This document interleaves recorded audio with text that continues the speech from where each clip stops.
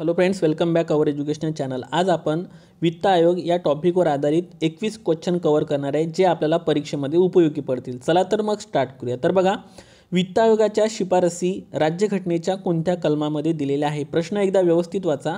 वित्त आयोगाच्या शिफारसी राज्यघटनेच्या कोणत्या कलमामध्ये देण्यात आलेल्या आहे? तर फर्स्ट नंबरचं जे ऑप्शन आहे ते कलम 280, कलम 279 आणि कलम 281। तर बघा, आपण 280 लक्षात घेतलं तर हे आन्सर चुकीचं ठरेल, कारण वित्त आयोगाची स्थापना 280 नुसार राष्ट्रपतीद्वारे केली जाते। मात्र वित्त आयोगाच्या शिफारसी असं आपल्याला एक्झाममध्ये विचारलेलं आहे, म्हणजे हा पेपरमध्ये विचारलेला आहे। त्यामुळे याचं जे आन्सर आहे ते आहे कलम 281। सो आपल्याला इथे केअरफुली या पद्धतीनं प्रश्न सॉल्व करणं गरजेचं असते।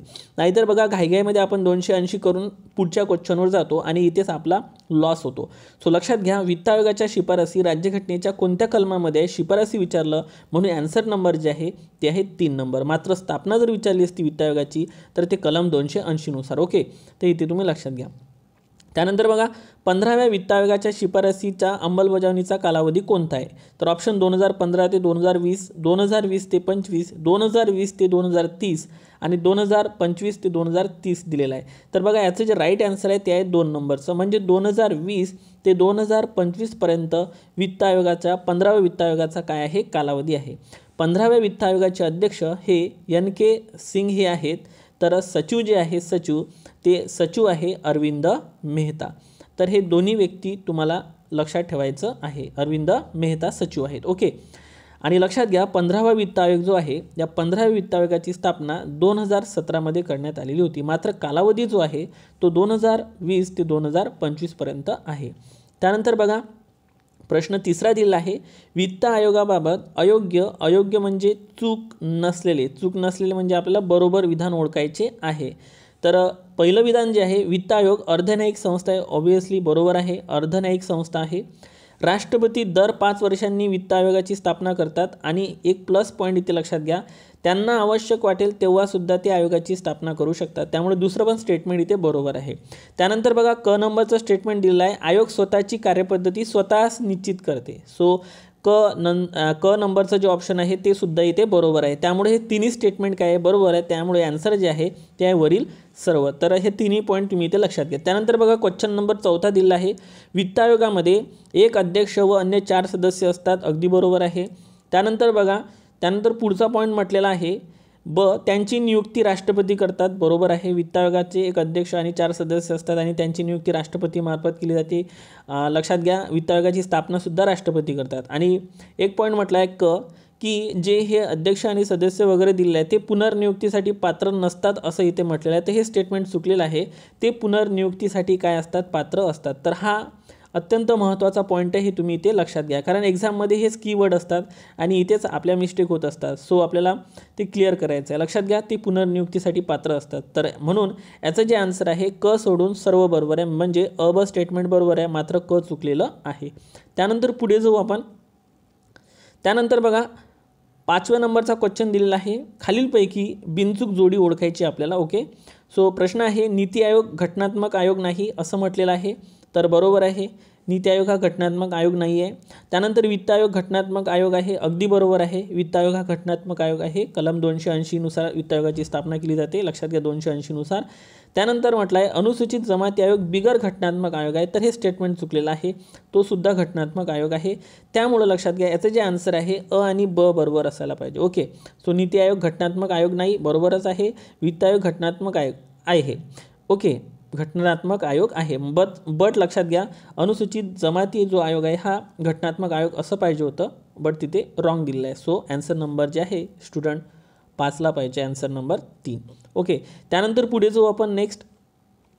वित्त आयोग हा निव्वळ कर संकलनाची केंद्र व राज्य यांच्यात विभागणी व राज्यात वाटणी करतो। बरोबर आहे। वित्त आयोग भारताच्या संचित निधीतून दिल्या जाणाऱ्या अनुदानाबाबतच्या तत्वांबाबत राष्ट्रपतीस लक्षात घ्या शिफारस करतात। तर हे पण स्टेटमेंट काय आहे? बरोबर आहे।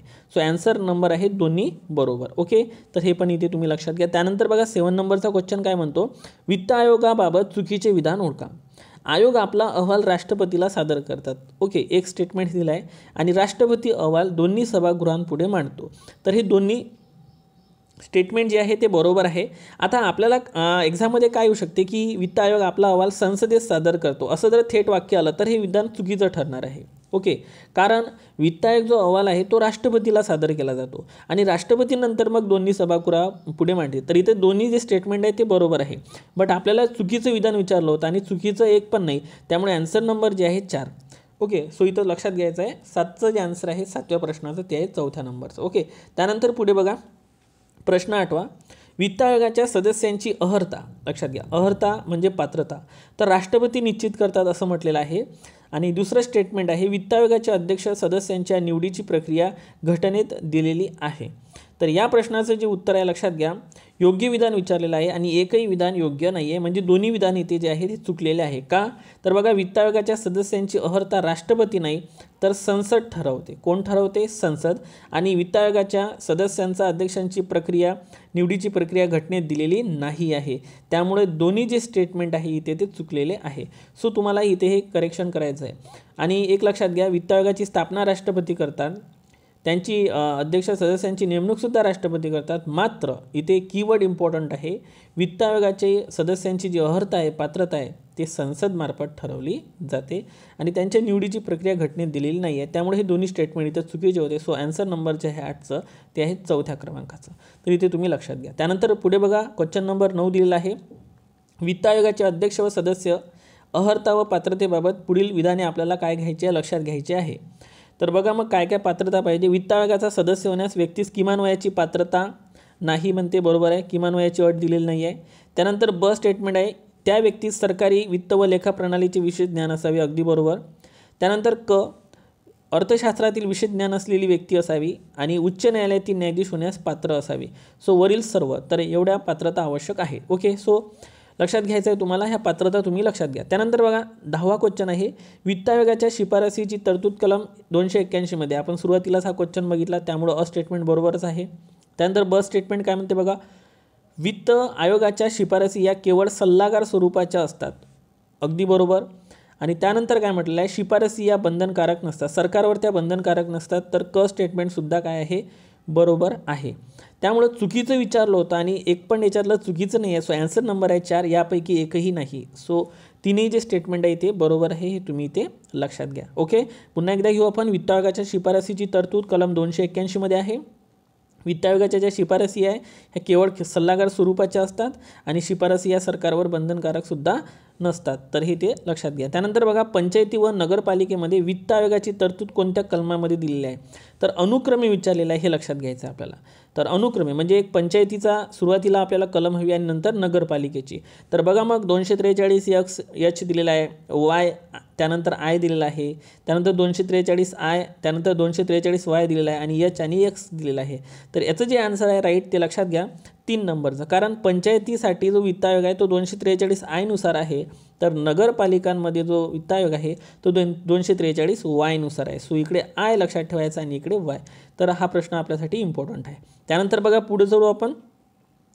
संघराज्य वित्त विभागाबाबत वित्त आयोग व पूर्वीचा नियोजन आयोग यांची कार्य व जबाबदाऱ्या एकाच स्वरूपाच्या होते असे कोणी अधोरेखित केले होते, तर बघा फर्स्ट नंबरचं ऑप्शन आहे डॉक्टर PV राजमन्नार, जे 4थ्या वित्त आयोगाचे अध्यक्ष होते. पहिल्या वित्त आयोगाचे अध्यक्ष कोण होते ते खाली तुम्ही कमेंट बॉक्समध्ये मला सांगा.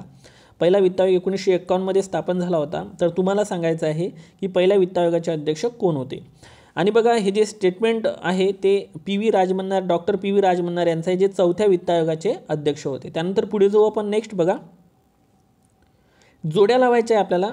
पहिला वित्त आयोग, दुसरा वित्त आयोग, तिसरा वित्त आयोग आणि 5वा वित्त आयोग आणि त्यांचे अध्यक्ष पुढे दिलेले आहे.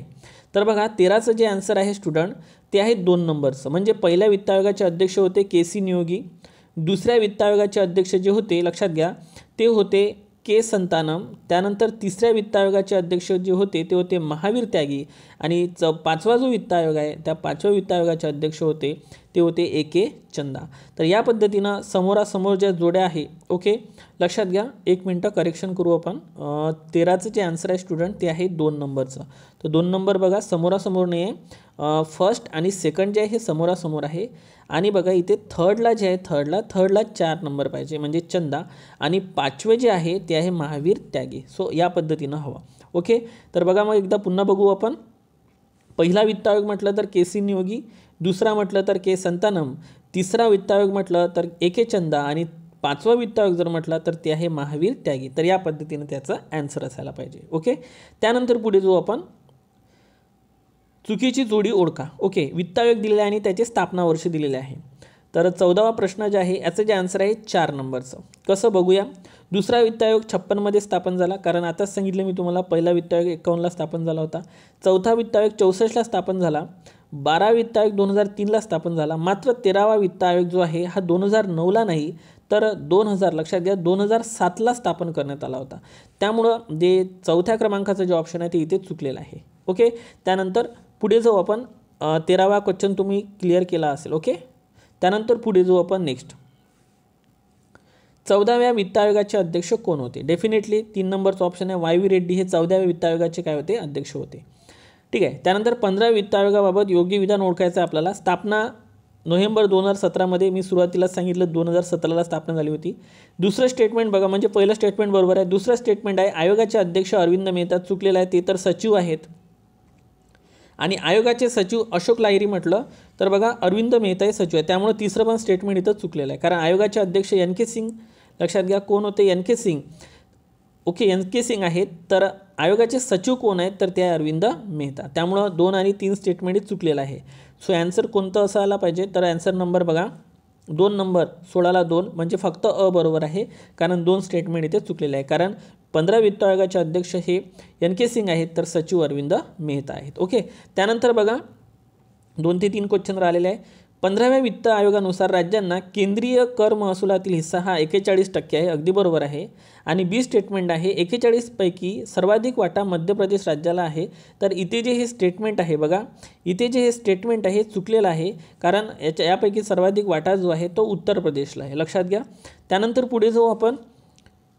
म्हणजे 17चं जे आन्सर काढलेलं आहे आपण ते आहे 3 नंबर, अ बरोबर आणि ब चूक. 18 नंबर बघा, 1860पर्यंत ताग उत्पादनाच्या दरवर्षीच्या निर्यात शुल्क संकलनातील वाट्याऐवजी पुढील कोणत्या राज्यांना अनुदान देण्याबाबत वित्त आयोगात शिफारस करत असे.